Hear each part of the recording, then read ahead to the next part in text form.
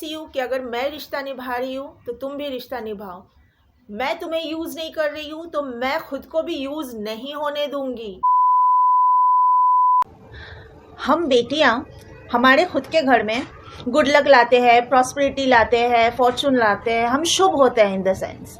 लेकिन वही बेटी जब ससुराल जाती है, वहाँ हर घटी हुई घटना के लिए वो लोग बहू को जिम्मेदार ठहराते हैं। यानी कि किसी को लूज मोशन हो गया तो भी बहू जिम्मेदार, किसी को कब्ज हो गया, कॉन्स्टिपेशन हो गया तो बहू जिम्मेदार, कोई गिर गया ससुराल में तो बहू जिम्मेदार, बहू के वजह से गिरा। मेरी एक सहेली है, वो बोलती है कि मेरी सास गिर गई थी तो बोलती है इसके वजह से गिरी। मेरी घटना सुनिए, मेरी शादी के रिसेप्शन में मेरे सास ससुर दोनों रात के 11:30-12 बजे के बीच का जो टाइम है, वो टाइम पे आइसक्रीम खाए। और दिसंबर का महीना 17 दिसंबर को मेरी शादी का रिसेप्शन था, और दिसंबर का महीना कितनी ठंड होती है सबको पता है। आइसक्रीम खाए, अच्छी बात है, आइसक्रीम खाने की इच्छा हुई, खाए। लेकिन उसके बाद अगले ही दिन से उनकी तबीयत खराब, सर्दी, बुखार, चेस्ट कंजेशन, सांस लेने में दिक्कत, रात को सो नहीं पा रहे हैं, खांसी वासी भी शायद हो रही थी कि नहीं याद नहीं है, जो भी है। तो वो चलता रहा, कंटिन्यू चलता रहा, दवाई ववाई ले रहे लेकिन ठीक नहीं हो रहे थे। ऑब्वियसली ठंड का महीना, आइसक्रीम खा रहे हैं वो रात के 12 बजे के टाइम। हम जवान लोग भी खाए तो कोई गारंटी नहीं है बीमार पड़ेंगे ठंडी में अगर आइसक्रीम खाएंगे रात के टाइम, और जबकि हमारी इम्यूनिटी स्ट्रांग होती है। और 70 ईयर्स के अबव एज है उनके, हिम्मत करके आइसक्रीम खाए। लेकिन कर्म करेंगे, फल भोगते टाइम पे फल नहीं भोगना है, फल भोगने के लिए किसी और को जिम्मेदार ठहराएंगे। इनको ना बोलते हैं नार्सिसिस्ट लोग, इंग्लिश में ना इनको नार्सिसिस्ट बोलते हैं, अपनी गलती दूसरों पे थोप देना। उसके बाद क्या हुआ, मेरे हस्बैंड मुझे फ़ोन पे बोल रहे हैं, जब मुझे रस्म निभाने के लिए 2 दिन के लिए मेरी कज़न के घर में भेजा गया था। पिछले वीडियोस में मैंने बोला ना, कई बार मैंने जिक्र किया कि रस्म, जोड़ तोड़ने के रस्म के बहाने, मुझे बहाना ही था वो, ऐसा कोई नियम नहीं है, सुना है मैंने, ऐसा कोई नियम नहीं है। तो तभी मेरा हस्बैंड मुझे फ़ोन पे बोल रहा है कि मुझे तुम्हारे साथ बात करने का मूड नहीं है। फ़ोन मैंने किया था क्योंकि फ़ोन आना ही बंद हो गया था सबका। तो मैंने पूछा क्यों, मैंने क्या किया, क्यों मन नहीं है बात करने का। तो बोलता है मेरे डैडी इतने बीमार है, इससे पहले मैंने मेरे डैडी को इतना बीमार कभी नहीं देखा। यानी इनडायरेक्टली वो ये बोलना चाह रहा है कि मैं घर में गई हूँ, मेरे कदम खराब है, इसके लिए उसके डैडी की तबीयत खराब हो रही है। डायरेक्ट नहीं बोल रहा है वो, लेकिन बोलने का मतलब वही तो निकलता है ना कि इसके पहले कभी नहीं देखा है, इसलिए उसका मूड नहीं है मुझसे बात करने का। कितने, मतलब क्या बोलूँगी, लोग बोलते हैं सुन के कि पढ़ा लिखा है कि नहीं है, इस तरह लोग पूछते हैं मुझे। क्योंकि इस तरह की चीज़ें से कुप्रथा, कुसंस्कार, कुरीति रिवाज जहाँ पे है वहाँ तो वही बोलेंगे ना लोग। पढ़ लिख के लोग ज्ञानी बनते हैं तो अज्ञानता है कि बहू का कदम पड़ा तो सब कुछ खराब हो रहा है। वही बहू जब मायके में थी तब तक किसी के लिए ये नहीं थी, अपशगुन नहीं थी। कैसे घोंचू लोग हो तुम लोग, हाँ? आइसक्रीम खुद खाओगे और फल के टाइम पे बहू पर आरोप लगाओगे, ये मतलब जाहिलियत ही है और कुछ नहीं है, ये हरकतें हैं उनकी। एक बार तो जब मेरा पति मुंबई में था, 6 साल पहले की, 6 साल नहीं, अभी तो 7 साल हो गया, 6 साल के बाद तो हमारी शादी हुई थी। 2017 की बात है, मुंबई में था, मैं गई हुई थी केरला मेरे इवेंट के लिए, कोची। वहाँ से फ़ोन पे बात कर रही हूँ, वो गया हुआ था डी-मार्ट। मुझसे बात करते हुए उसके पैरों पे उसकी बाइक गिर गई थी। बाइक गिरने की वजह से जो लोहे का स्टैंड रहता है ना बाइक का, उससे उसका पैर कट गया था। और मुझे पता भी नहीं कि उसकी बाइक उसके पैरों पे गिर गई है, उसका पैर कट गया, मुझे कुछ मालूम नहीं। भले मैं फ़ोन पे थी लेकिन फ़ोन रख दिया था तब तक, और उसके बाद उसकी बाइक गिरी। और फिर वो घर आया, घर आने के बाद दवाई ववाई जो भी किया उसने।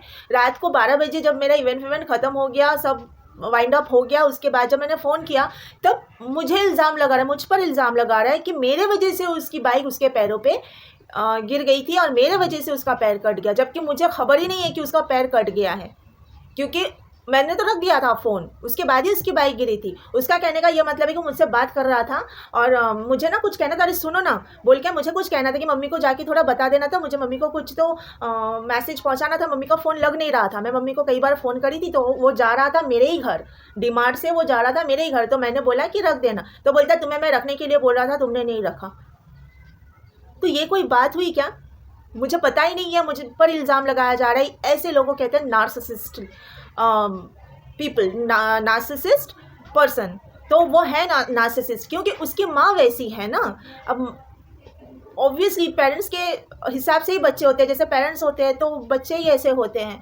और ऐसे लोग ना सिर्फ सेल्फ इन्वॉल्व इतना होते हैं कि उनको दूसरों की तकलीफ़ से कोई लेना देना नहीं, बस उनको सिर्फ अपने लिए ही सब कुछ सही सलामत से चाहिए। अगर अपने फ़ायदे के लिए वो लोग दूसरों को यूज़ करते हैं, अपने फ़ायदे के लिए वो लोग दूसरों के साथ जुड़ते हैं, रिश्ते में जाते हैं, और फिर जब देखते हैं कि यहाँ से हमें फ़ायदा मिलना शायद बंद हो सकता है, थोड़ा सा भी उनको भनक लगता है ना, रिश्ते को भी ये लोग यूज़ करते हैं, रिश्ते को निभाते नहीं हैं, वो लोग रिश्ते को यूज़ करते हैं।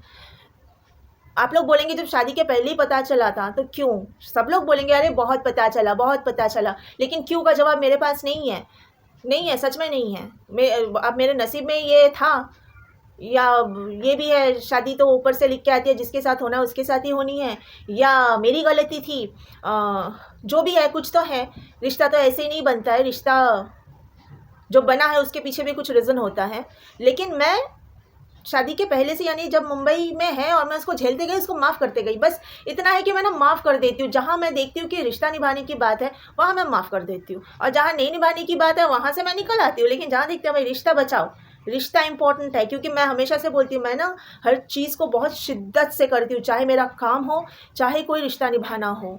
मैं बहुत शिद्दत से खुद को इन्वॉल्व एक बार करती नहीं हूँ मैं, और कर दिया तो वहाँ से पीछे नहीं हटती हूँ। मैं पीछे नहीं हटती हूँ, मैंने पीछे हटना सीखा ही नहीं, मेरे में वो बात है ही नहीं, तो मैं पीछे नहीं हट सकती हूँ। इसके लिए मैं रिश्ते को निभाते गई, और बस निभाते गई, माफ़ करते गई और रिश्ते को निभाते गई। जब माफ़ी मांगा, जब सॉरी बोला, जब आया तब माफ़ करते गई और रिश्ते को निभाते गई। एकदम आत्मा से, दिल से जुड़ी थी मैं उसके साथ में, मेरे साइड से, इसलिए, बाकी और कोई रीज़न नहीं है। वैसे तो लोग आज भी बोलते हैं आपको तो मुंबई शहर में सैकड़ों मिल सकते हैं। शायद हो सकता है कि आज भी मुझे किसी ने बोला कि आपको तो सैकड़ों मिल सकते हैं, आप ऐसी हो। हाँ लेकिन सैकड़ों का मैं करूँ क्या? मेरे को तो एक ही चाहिए था ज़िंदगी साथ गुजारने के लिए, जीवन साथी के हिसाब से। सैकड़ों का तो कुछ करना नहीं है, तो सामने वाले को भी तो रिश्ता निभाना आना चाहिए ना। उनको बस, वो लोग नार्सिसिस्ट लोग हैं, वो लोग खुदगर्ज लोग हैं, उनको सिर्फ रिश्ते को यूज़ करना आता है, रिश्ता निभाना नहीं आता है। और मैं ऐसी हूँ कि अगर मैं रिश्ता निभा रही हूँ तो तुम भी रिश्ता निभाओ। मैं तुम्हें यूज़ नहीं कर रही हूँ तो मैं खुद को भी यूज़ नहीं होने दूँगी, बिल्कुल भी नहीं होने दूँगी। मैं तुम्हें पति समझूँ तो तुम भी मुझे पत्नी समझो। तुम मुझे दासी समझोगे, वहाँ से मैं आउट, मैं सीधा आउट। दासी नहीं हूँ मैं किसी की दासी नहीं हूँ, मैं किसी की सेविका नहीं हूँ। सेवा उसकी की जाती है जो लोग लाचार है, चल नहीं पाते, उठ नहीं पाते हैं, बीमार है, खुद अपना नहीं कर पाते हैं बेचारे, उनकी सेवा होती है। जिनके मुंह इतना चलते हैं, जो लोग जलील कर सकते हैं, उल्टा सीधा बोल सकते हैं, रुला सकते हैं, उनकी कौन सी सेवा? ऐसे लोगों से रिश्ता रख के अपनी लाइफ ख़राब करके कोई मतलब नहीं है भाई। एक ही लाइफ मिली है, मैं हमेशा बोलती हूँ, उस लाइफ को ऊपर वाले ने सबको सही सलामत शरीर दिया है, सब कुछ अच्छा है, कोई बीमारी नहीं है, कुछ नहीं है, तो सबसे इम्पोर्टेंट क्या है? हेल्थ। और हेल्थ अच्छी है तो टॉक्सिक लोग के साथ में रह के अपनी हेल्थ को क्यों ख़राब करना? हेल्थ ख़राब मतलब सब ख़राब, फिर जीने का कोई मतलब नहीं है, फिर तो ज़िंदगी नरक है। और ऐसे लोग ज़िंदगी को नरक ही बनाते हैं। ऐसे लोग, ना खुद की ज़िंदगी इनकी अच्छी होती है, ना उनकी लाइफ में कोई आए तो उनको अच्छी ज़िंदगी देने के लायक ये लोग होते हैं। ये लोग खुद हमेशा रोते रहते हैं, ये लोग दूसरों को भी रुलाते रहते हैं। तो जितना हो सके ऐसे लोगों से सबको बचना चाहिए। एक ज़िंदगी मिली है, उसको अपने हिसाब से खुश रखना, अपनी लाइफ को, अपने आप को खुश रखना, ये हमारी जिम्मेदारी है।